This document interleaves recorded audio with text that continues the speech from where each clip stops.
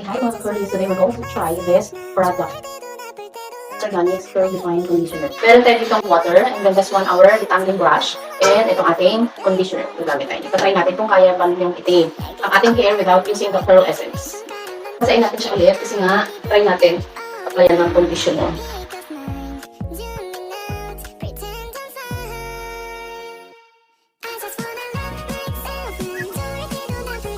Na itsura ng ating hair after natin malagyan ng conditioner.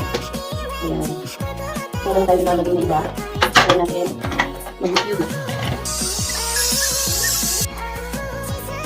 Ayan, so itong itsura ng ating hair after diffusing or after drying. Using this conditioner alone.